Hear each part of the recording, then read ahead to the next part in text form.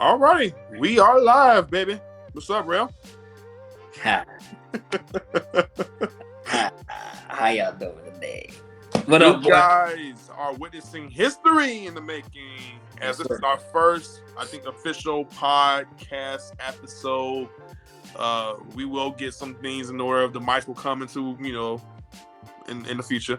As you can see, I am yours truly, Josiah Willis, as I have been quite the guy who established himself very further. I also have a reaction channel under my name, Josiah Willis, and I do another podcast called the King Life Podcast around here at Wright State, my college that I attend to. Yeah. With my good friend Anthony Lombardo. But here I am with my other good friend, my brother from another mother, the guy who I consider to be one of the best Christian rappers I've heard for years, bro. For years. And I feel like he does not get his just due enough. But he is here in the flesh right about now. I present to you guys Machine Gun Relly. I present to you guys Eugene, or Terrell Eugene. I present to you guys the one and only, one of a kind, Swine. God got him all throughout the time. Pause, bro. Hey, listen. You can't say swine in the same sentence as all of my names. I don't eat meat, bro. Secondly, no, seriously, we need to set this straight, bro, because I don't like to feel disrespected. Secondly,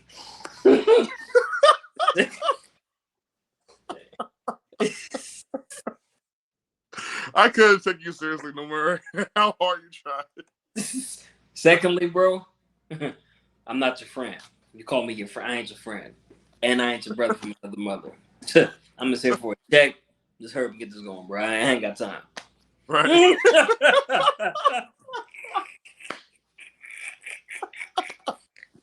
Run me my money. Bro, You got 15 that is minutes. funny. What's up, G? Chilling, man. Chilling. Glad we can hop on here. Yeah, man. Talk some culture real quick, Yep. What you gonna get into first? Well, before we do so, ladies and gentlemen, please do us a quick favor. That is go right ahead and hit that button, that subscribe button. You feel me? Like, comment, and you know what I'm saying, just share wherever to your family, your friends, your associates, even those that don't like you. Because trust me, they'll be reminded. Hey, real quick, almost forgot to introduce y'all to my actual brother, man. I actually have a twin. Hey, Rel, say hi to them. What's up, Rel? Number 2. No, I'm in my salon, bro. So we're in front of the mirror, man. You can sir. See where we at. You feel me, dog? We on top of the barbershop. Yes, sir. Looking crisp. Looking fresh. Thank you, man. Ooh, I heard that. You better fall out of the chair, huh? Right. I only got dizzy. Yup. That's funny.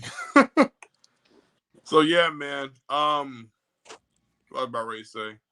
So yeah, I want to get into a song reaction I did today for my YouTube channel, which I will get done. It's gonna be post edited, all your stuff, whatever.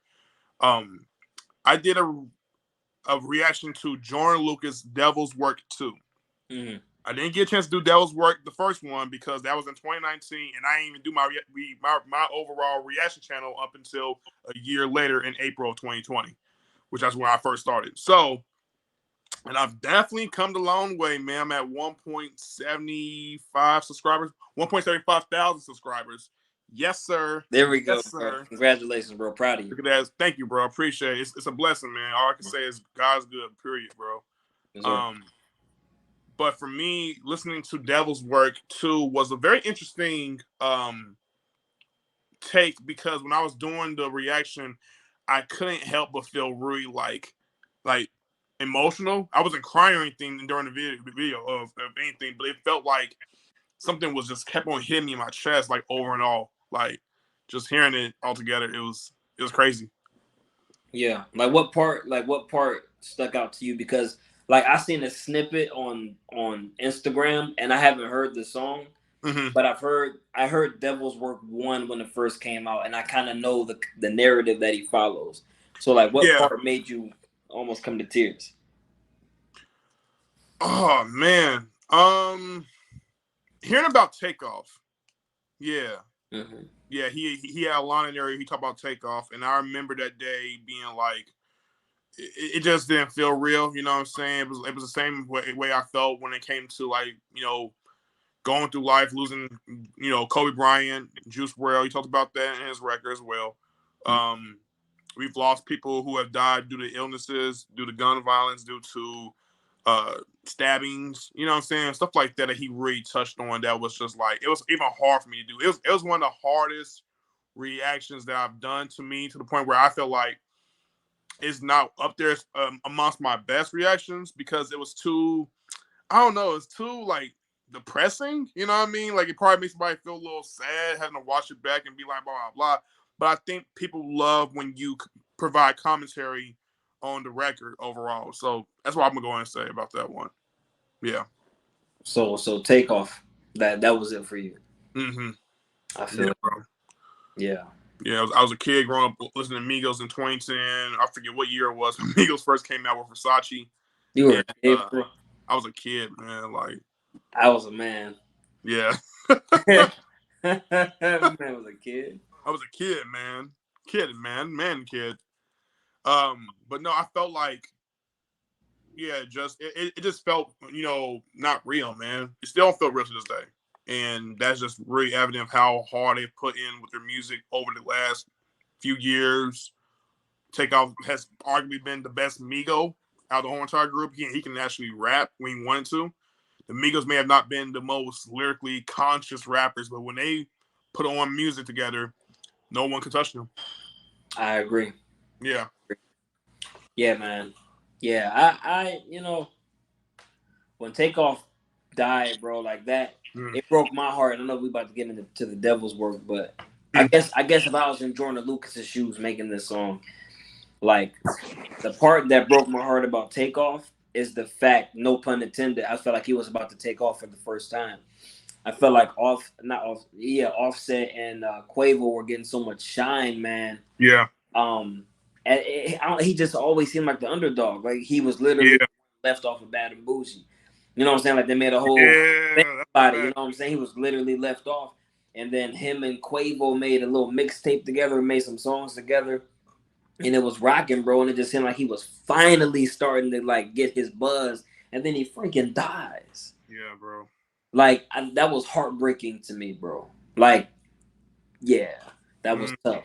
And so, like, once again, like, I gotta still listen to the song, but if I'm in Joyner Lucas's shoes, talking about how I feel about it, I guess I would kind of question God.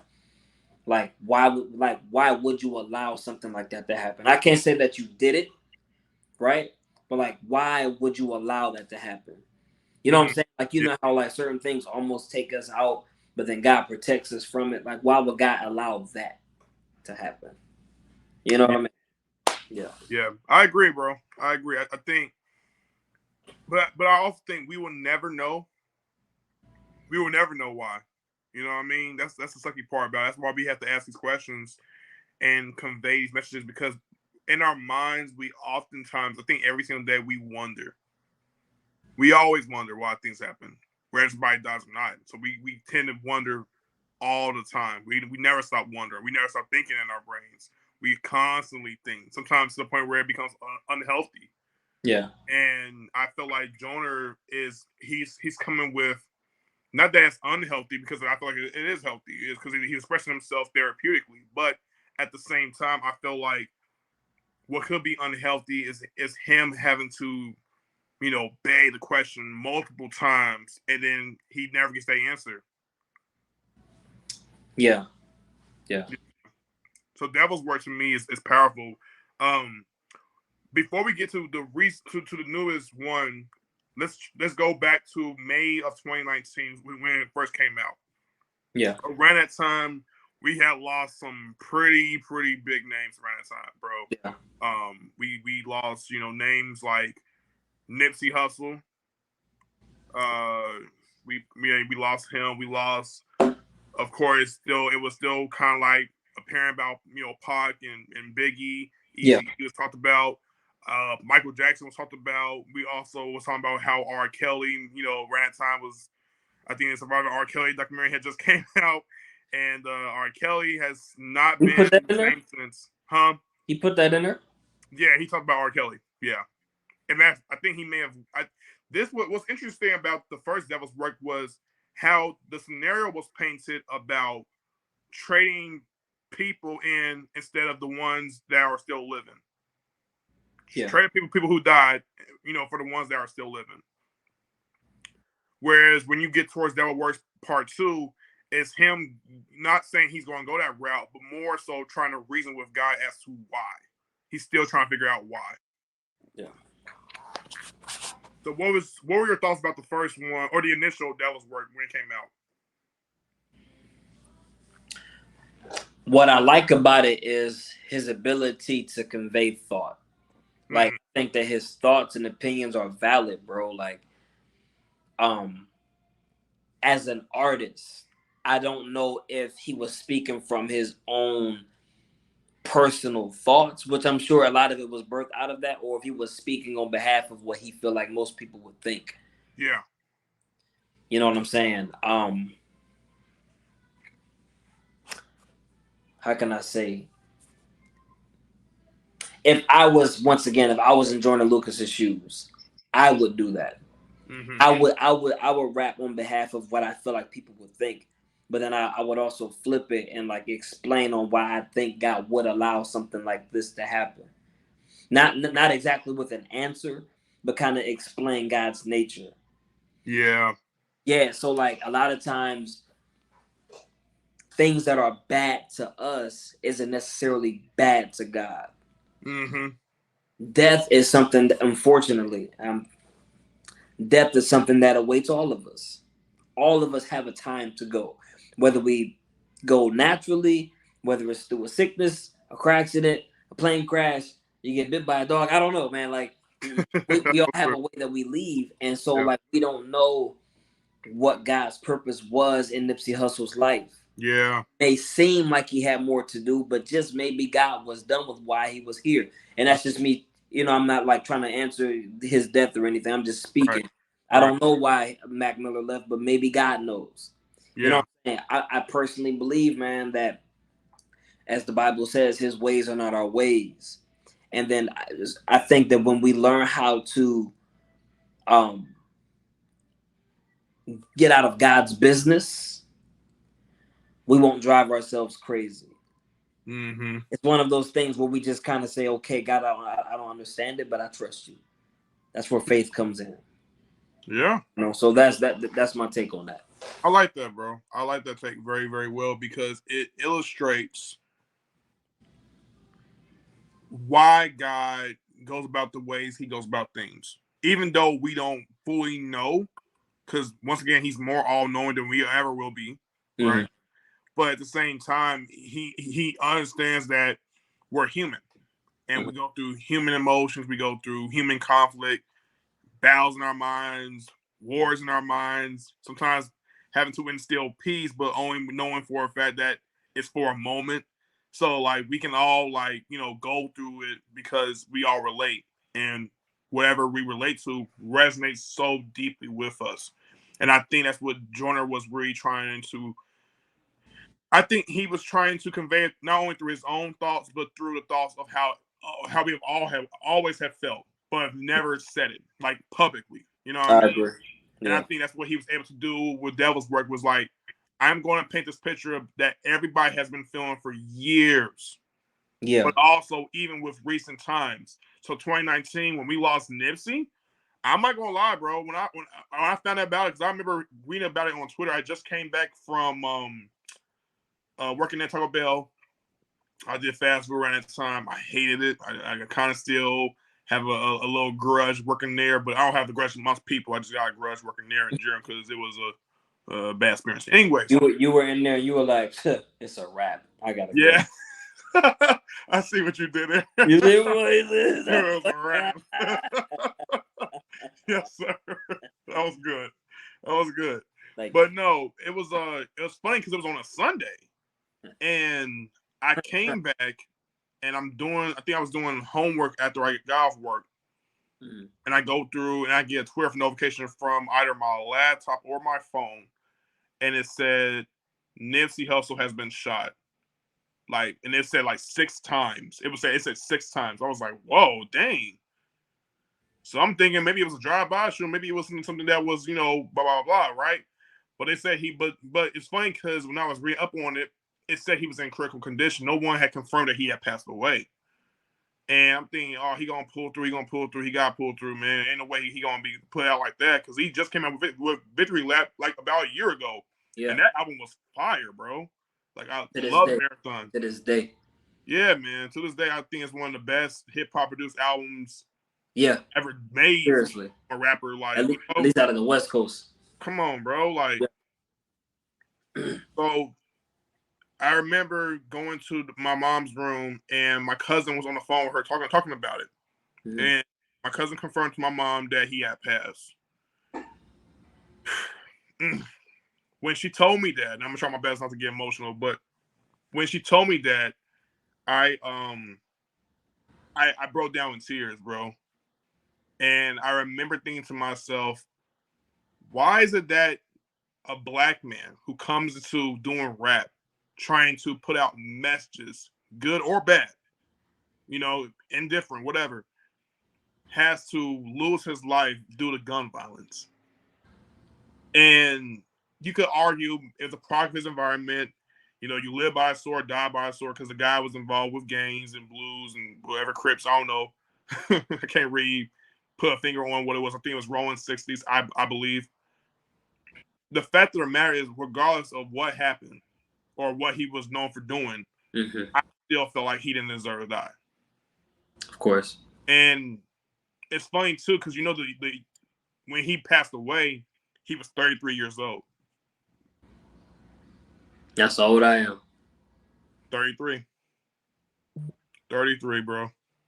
And whew, you know what I'm saying? It's just like it's life is not promised, man. It really is not. And then I think that's what was a huge blow. I think, for months I had to I was listening to Victory Lap and appreciating a whole lot more. It's sad how we gotta appreciate music from these artists after they pass away.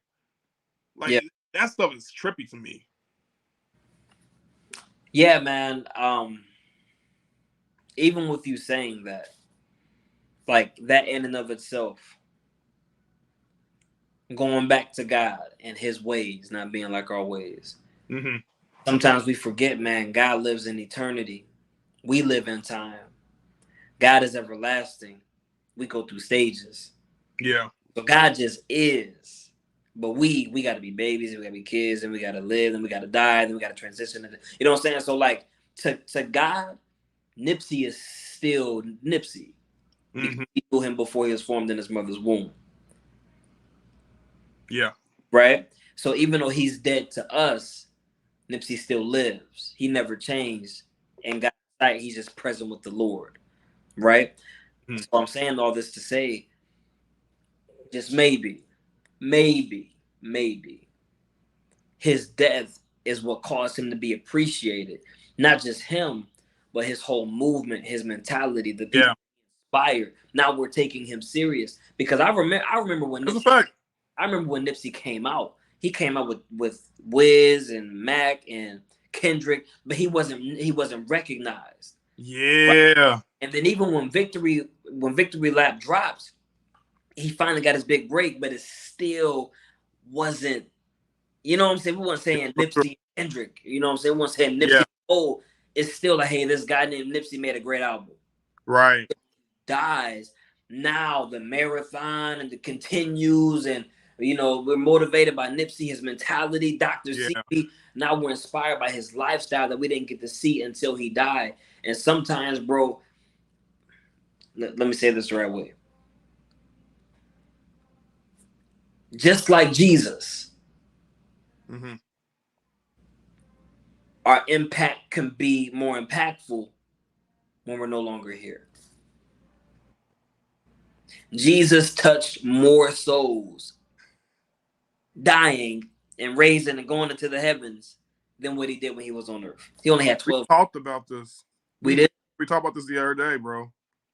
And bro, you're right, because it becomes more apparent now. It's actually very more evident now we talked about this, group chat, like, of course not on here, you know what I mean? But we talked about this and we said this. We literally said this about like having to fit in and what acceptance really looks like, right?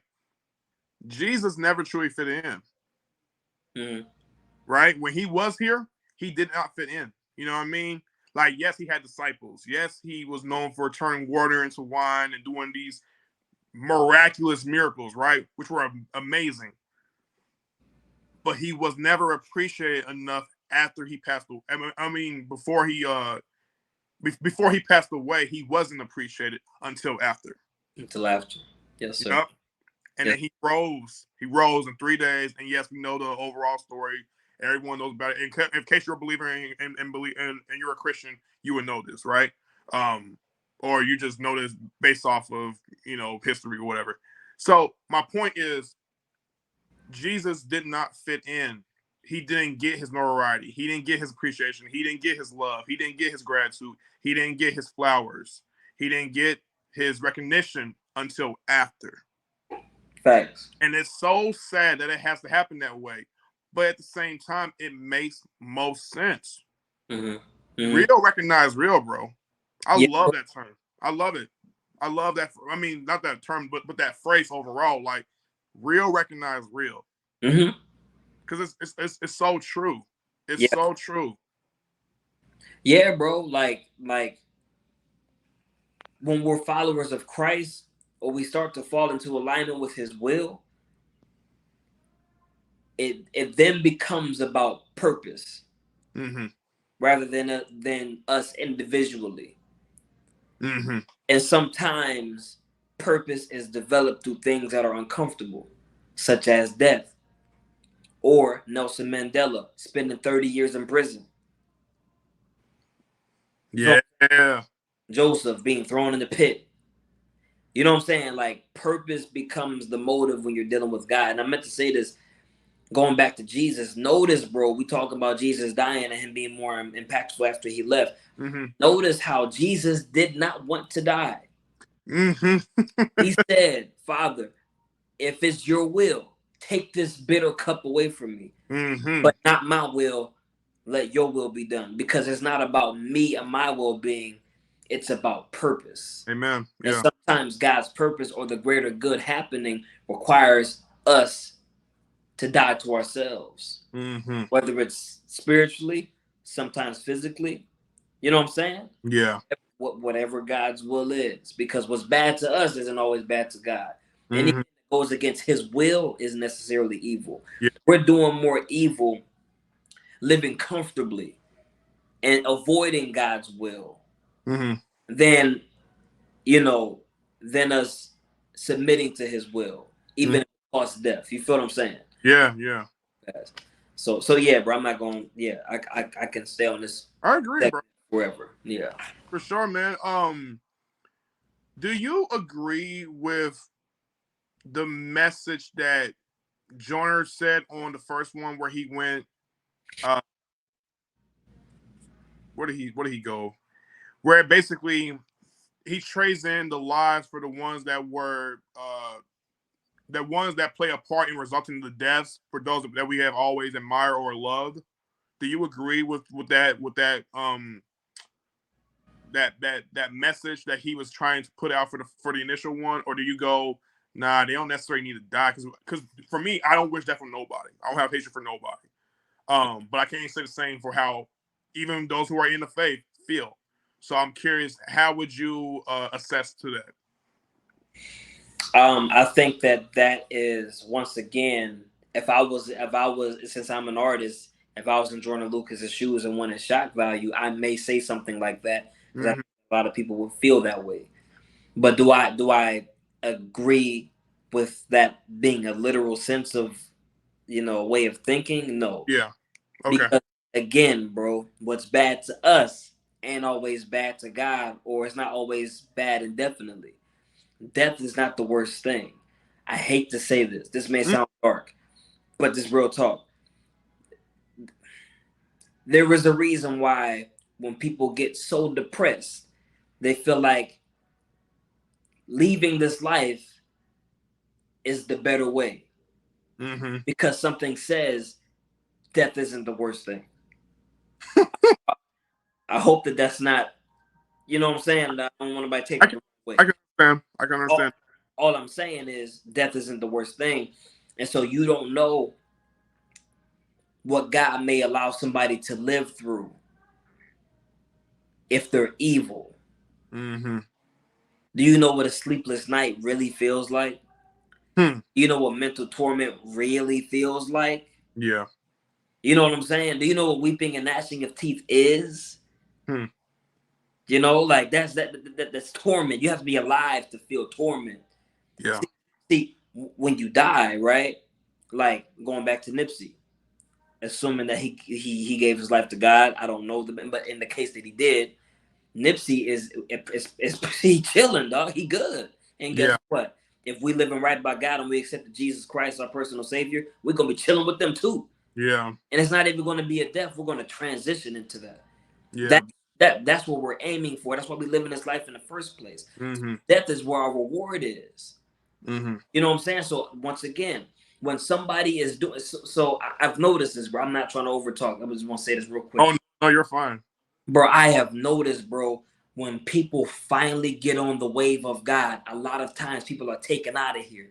And we say, God, why did you take them? Yeah. Just maybe they've accomplished the reason why God had them on the earth now. And God gave them a better life in heaven, saying, well, Come on.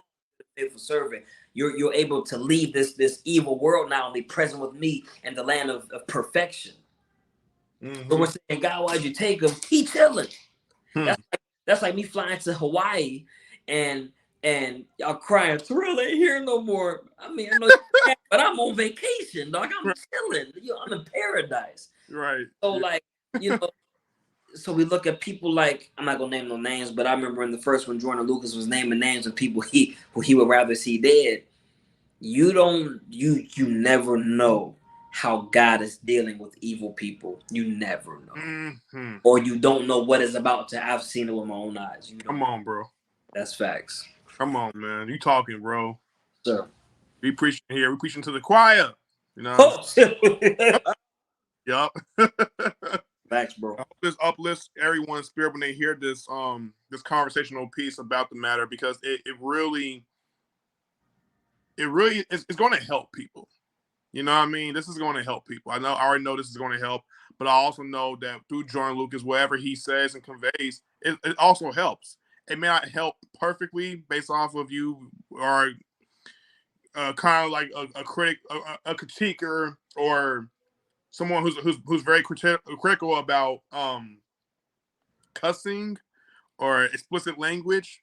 Regardless of what he did and how he conveyed it, there was a part in the song of Devil's Work 2 where he did say to God, I apologize for my language. But, he talked about Candace Owens and how he doesn't support her. Candace Owens is, yeah, well, I she's, don't know who she is. huh? I don't know who she is or he. Okay. Oh, Candace Owens is a woman. Yeah, she's a woman. I think she's a reporter. She does she's a personality, media personality, and she doesn't pretty much get along with, I would say, her own kind when it comes to being black. I'll just say that. I don't think she understands or gets where we're coming from sometimes. Um, but yeah, Devil's Work 2 was a pretty fire track. Once again, I think the first one to me was better. But I like both perspectives, and I like the evolution of Devil's Work 2, given that it took about 3-4 years in the making for him to get that done and whatnot. So It took 3 years for that one song. yeah, I think the first one came out in 2019, so we're talking 2021, 20. I believe about 3 years, 4 years in the making. Yep. Respect. Yeah, bro. Respect. Once again, I gotta go back and listen to it, man. But Hmm. like, I just, as an artist, man, I respect Jordan Lucas because Yeah, me too. whether we agree with the content or not, like just the fact that he can convey thought that vividly, that's a beautiful talent. Shout Hmm. out to Lucas, man. Yeah, shout out to Joyner Lucas, bro, for sure, 1,000%. Um, but moving on to a lighter note, I want to bring up Creed 3. Yes, sir. Let's get it. Starring Michael B. Jordan and the Jonathan Majors. You know what I'm saying? If you went to some boxing, which my guy Rail has done some videos of boxing, go follow him on his Instagram. Plug your social media, Rail, right quick. Follow your boy at Rail Riley on Instagram. You feel me, big dog? Yes, sir. A real cut. Follow your boy. And no, I'm playing, bro. That's it. And and also to give you some information, this is called the Live Outlet, as our name, the Live Outlet, with a Y, not an I, not a V, not two V's. You ain't getting two V's. You're getting one. LYVE Outlet. Yep, third. The Live. Yes, sir. Hopefully, no one gets that copyrighted. But other than that, no. Let's get to Creed 3. So first question I'd like to ask you, bro, how did you feel about the movie? I thought that it was an amazing movie, bro. Dope movie. Now, it's been so long since I've seen the other Creeds, I can't compare them. But just seeing the movie and having an understanding of like the follow up, it was just a great movie. You know. Now I'm a little biased now, especially because I did start boxing. So like as I'm watching the movie, I'm like, okay, yeah, get him, bro. Yeah, I'm watching it like I'm watching a real fight. It was as a man, it was like a man. You know what I'm saying? I feel like I was watching the game. You know what I'm saying? Like I loved it, bro. I loved it.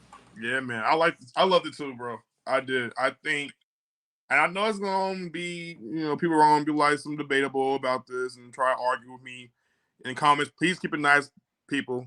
Keep it nice in the comments, but it's whatever. It's all good.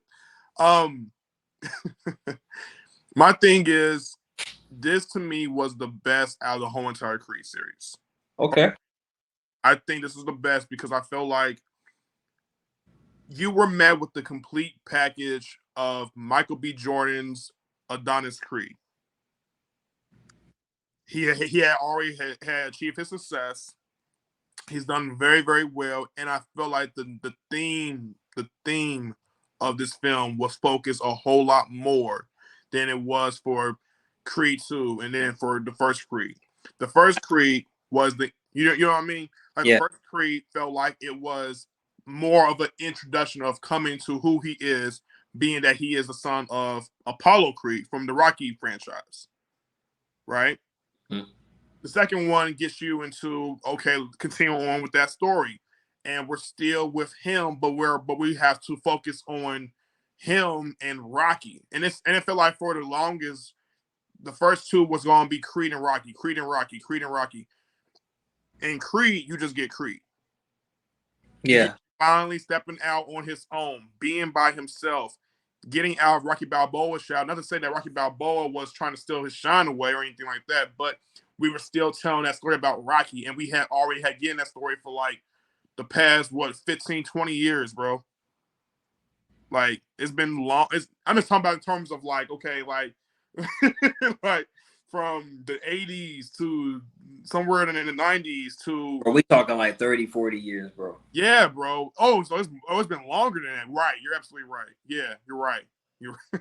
See, I'm younger. I'm like 10 years. Dog, 10 years, right. Bro, this is the first Fast and Furious. They running this thing to the ground, dog.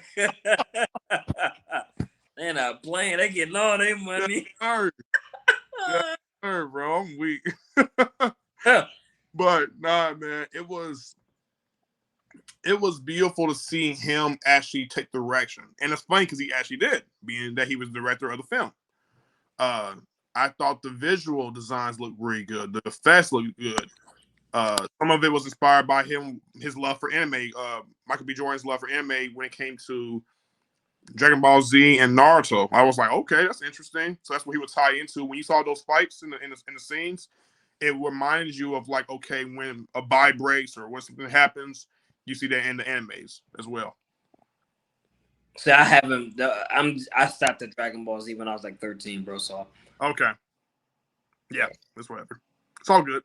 But the storytelling to me was the most important aspect of the film. I thought what was one of the scenes that caught you off guard, that made you go, oh, Okay, we're into this right now. The only way I can answer it is like this. It's kind of just talking about like what I like about the movie. Because what I'm about to say is what made me really love this movie. I love like what caught me off guard because it was such a, a man movie, and you know what I'm saying? Like when it got to like like the past traumas. Mm-hmm. Now I will admit I cried. Whew, really? I cried in the movie, man, because I'm trying not to get emotional now, man. Like the way that, and by the way, if you guys haven't seen Creed, stop now. Yes. Pause, come back, go watch Creed, come back and watch this. Yes. I'm about to talk about the movie. I'm letting you know, nah. So, the way that he buried his secrets and it came out in his actions later on, and he became cold and didn't talk to his wife about stuff that he went through as a kid, and seeing how it spills out in your adulthood or it spills out eventually. All I can say, bro, is I relate to that. Mm-hmm. I love movies, music, anything now that promotes therapy and opening up, and especially for men, especially for Black men, because we don't do it. We still think that it's whack and corny to talk about how we feel. I'm not saying be a punk or something, but like open up, man. Talk to somebody, but don't bury stuff because that stuff eats away at your mind, man. Yeah.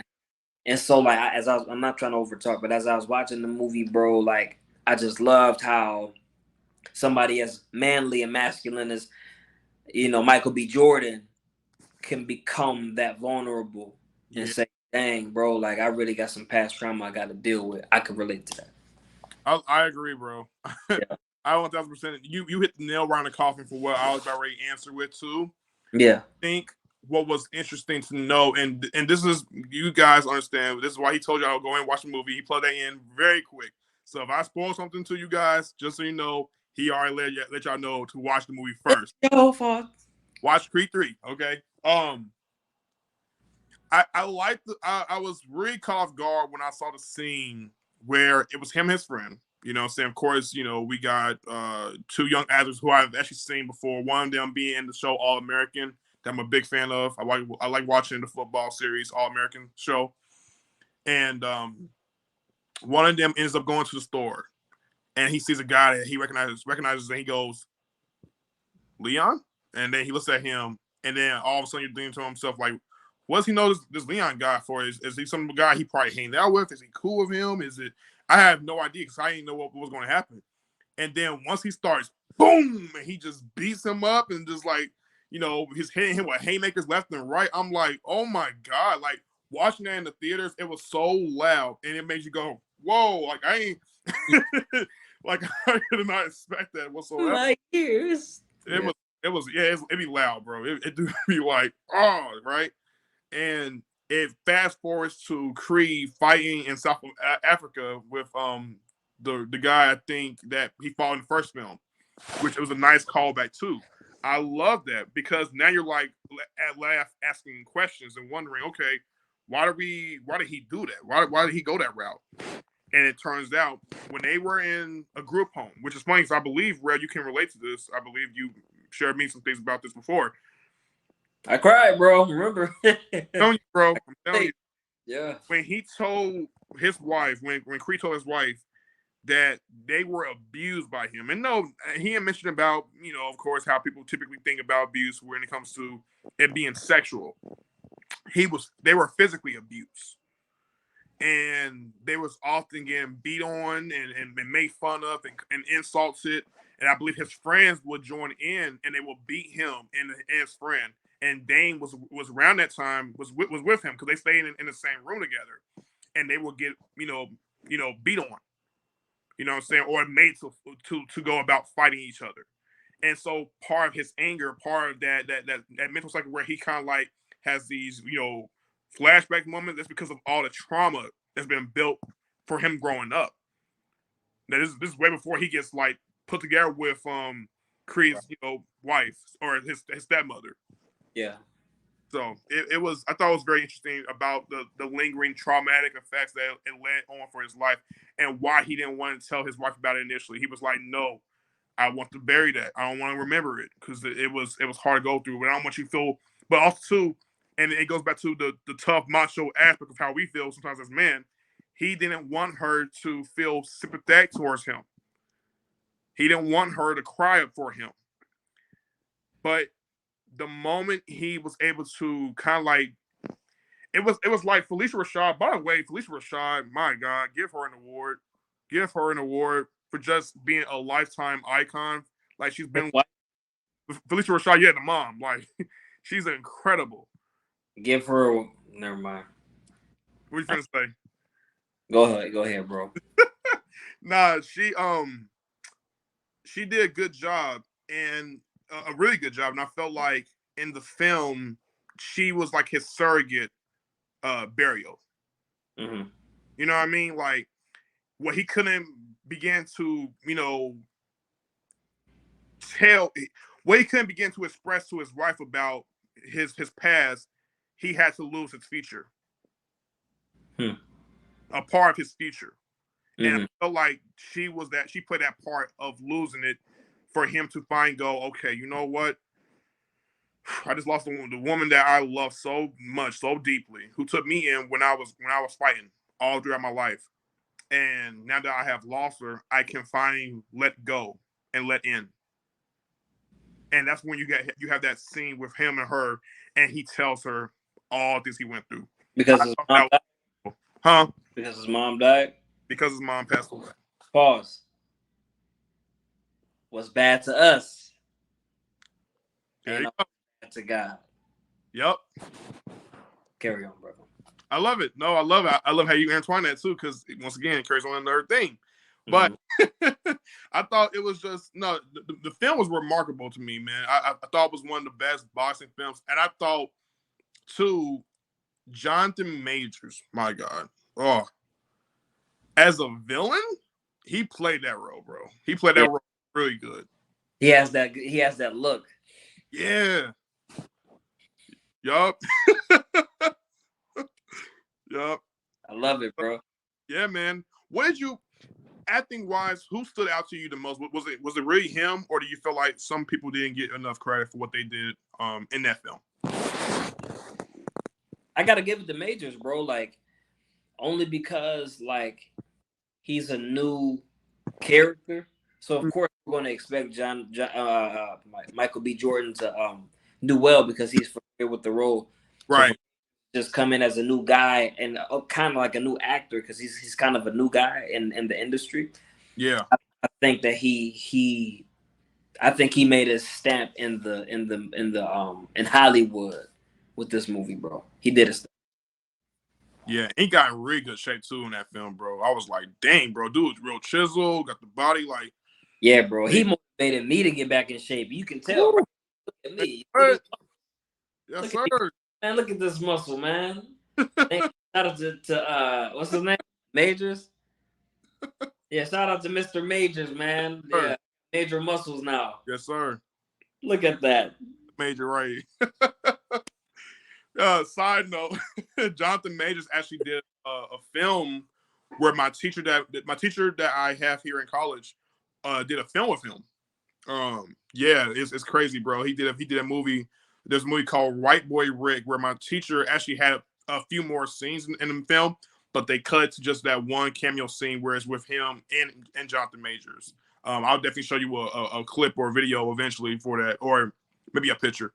But yeah, he was in it. It was really cool. Amazing, man. That's amazing. Yeah. He said Jonathan Majors is the kind of guy. He's kind of like matter of fact, he's kind of like you. He has your personality where he tells bad jokes.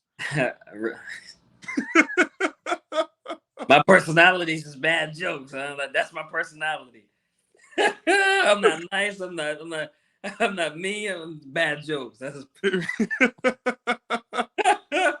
well, Jonathan knows that it's bad majors. It's bad majors. He knows that that is bad jokes.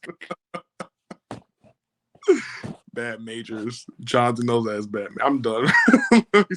Did Jonathan Majors go to college? I'm sure he did. What did he major in?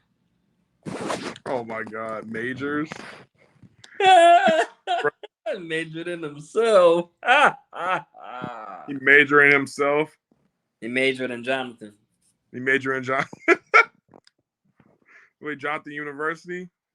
Jonathan University. He majored. He actually graduated from the education. He has a BFA. He graduated from the University of North Carolina School of the Arts. He comes across like an intelligent guy. Yeah, he do. And he went to Yale. I believe he went to Yale as well. Okay. No, he went to the University of North Carolina. He studied there, but graduated at Yale University. Okay, cool. Yeah, that's awesome, bro. But yeah, man. Another thing in terms of boxing, how does it relate to you in your life? Because I know you also box as well too, bro. Yeah. How does boxing like relate to life or my life? Yeah, for your life, based off of what you see in that film, do you take heed to what they actually like? Is there anything in that film that you can resonate with based off of being taught how to do boxing? I said like the thing that I see in the movie that I think is like a real thing to apply is like so I remember when Michael B. Jordan was sparring, he wasn't in shape. I got knocked down by some guy, and then he just started like thinking of something like his past or like something that motivated him to get back up. Yeah, bro. And so like that's a real thing, because like when you in the ring, bro, you ain't even got to be hurt or knocked out. Like it's a very physical sport, bro. Like you're jumping, you're throwing hands, you're ducking, like you constantly moving, the whole time. And so like eventually, like nobody boxes off of their own strength the whole time. Mm-hmm. Eventually it becomes pure willpower, bro, because it's very tiring.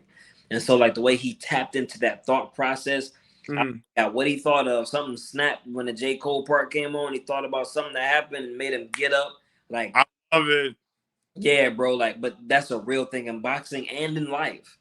Life is the same way, man. Like, eventually your wind gonna run out and your motivation is gonna be gone, and you still gotta move. That's when you gotta tap into like why you do it in the first place and let that be your driving force. Yeah. That's facts.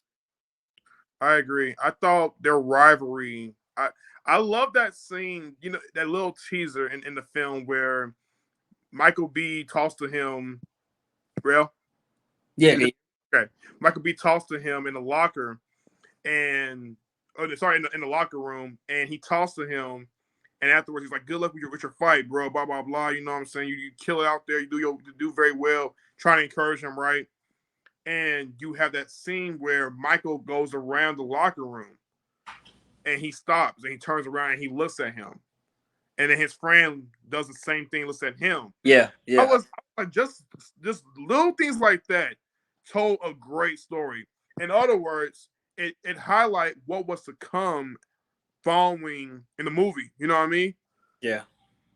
What did you think of that scene? Like,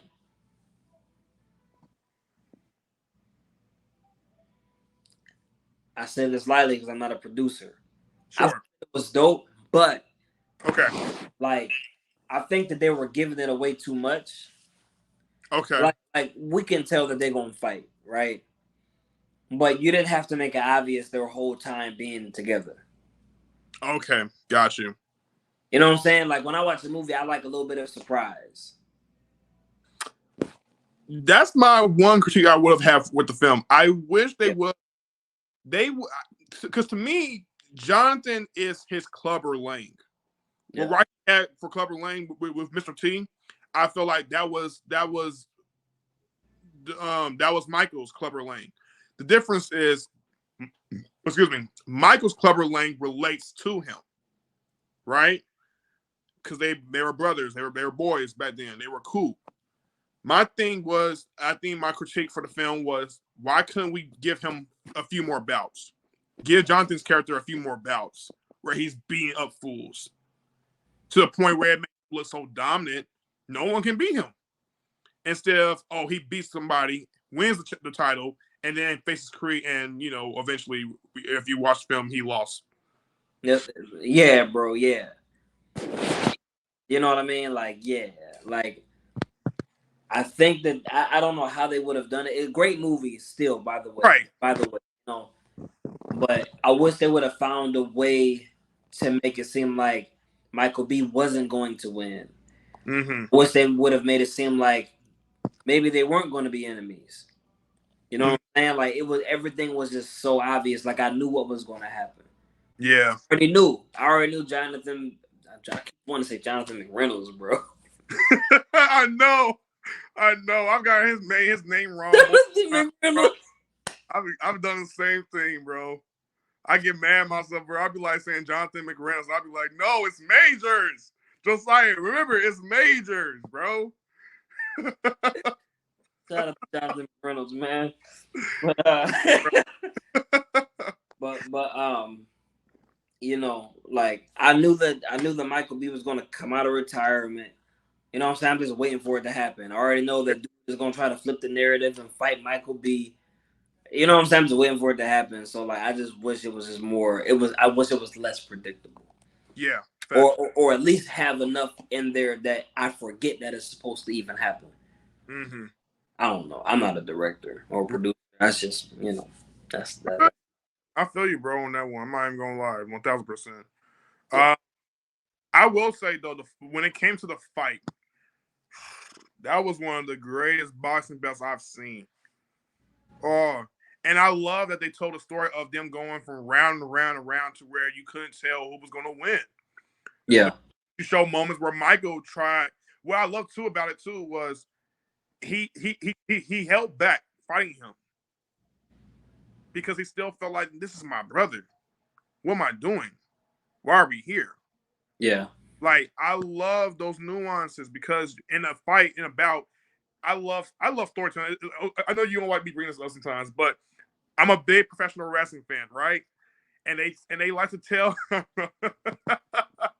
they like to tell stories, and when it comes to how they get things done, you have good versus evil. You have your quote unquote baby phase versus the heel. To me, you had the protagonist and the antagonist in Creed 3, and they were finding ways to go to war. And in doing so, Michael held back. Then you can see Jonathan thinking, what am I going to do? Do I really want to hurt this guy? Not really. But he's in my way of what I want to achieve. I wanted success, but I spent 18 years being in jail while this guy was carrying on having my life. I was supposed to be the one, not him. Right? And so by the time you get to the eventual, okay, he beats him, I think that's the moment where they both come to a far more greater realization. I can't recommend this film enough. I'm sorry. This arguably has to be one of, if not the best boxing film I've seen in a very, very long time. That's facts, bro. Yeah, man. I loved it. Yeah, me too, bro. Yeah. Me too. It was a great film. And I will say this, bro. I don't know how we're gonna like do an outro for this episode, but my phone is about to die. Yeah. Yeah, so I'd hate to first be like, yeah, man, yeah. So I'm just throwing it out there, brother. Yeah, you want, you got a landing on me. We're fine, G. Yes, sir.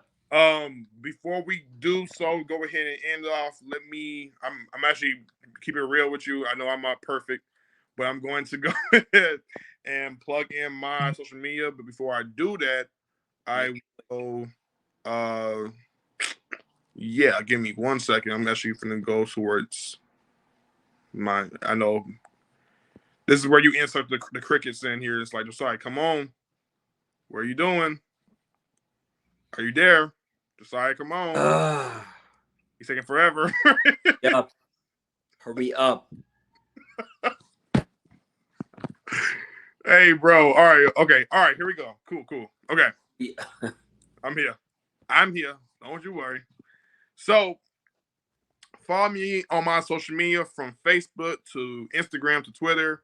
My Facebook is at Josiah Willis. That's my name. You can look it up. You will see where it says it's a follow me and my mom. You know what I'm saying? You feel me? What was it? Okay. Don't follow him. Right, whatever. So yes. And then on Instagram, follow me at King_Josiah1168. Yes, sir. And then on Twitter, follow me at King_168. So that y'all can get my exclusive content and when I promote this channel or whatever. Yes, sir. And don't forget, you can follow Jesus by giving your life to him right now. Go ahead and lift your hands. Father, Lord God, we no, but seriously, man, seriously. If you're not a believer, man, get on that, big dog. Yes, sir. Yeah, but on some real, man, don't forget, man, follow me as well at Rail Riley on IG. A Rail Cut on IG, that's my barbershop page. You can follow me also on TikTok at Rail Riley and on Facebook Terrell Riley, dead dog. Oh, and don't forget, man, subscribe on Spotify, Apple Podcasts to the It's Been Real podcast. You feel me? Weekly encouragement, weekly jokes, all that, man. I just love to speak in people's lives. I just love to do it, man. I just want to share with y'all. It's Been Real podcast. Subscribe to that, listen to that, man. Stay tuned. You feel me, better. And also follow me and my boy when we do the King Life podcast. He ain't the only one that does podcasts. I got podcasts too. Yes, the King Life podcast. Okay. Anyways, what about can females listen? I mean, like, would they need to listen to like a Queen Life podcast? I mean, it's everybody really. I don't know. I'm not. I wish I would have said the king and queen, but then again, I don't have a female counterpart on the podcast. Now you don't know with your wife, bro. No, you. Right. Nah, me and my wife Samantha, man. No. And queen. So yes, the King Life podcast. We have it on all different platforms. Like how you mentioned, Spotify. You can follow us on there. Apple Podcasts as well. The King Life podcast and whatever have you. But before we go ahead and end off on this note, ladies and gentlemen, please do me a quick favor, and that is to like, comment, subscribe, and put your minds out there. And also share this amongst your friends, your family, whoever, a stranger, someone who needs to be blessed today. And I hope they enjoy it. And Rail himself has people to enjoy it with. I like how you. Yeah, because there's multiple options. I thought about that when I was like first doing it. I was like, there's so many different. Okay, we gotta go for like, comment, subscribe, share, view, end, link. So many things to pick. So yeah, I thought about that. That was that three was right here for some reason. Just came again. Oh, you good, bro? Yo, I gotta charge about. Forget for y'all,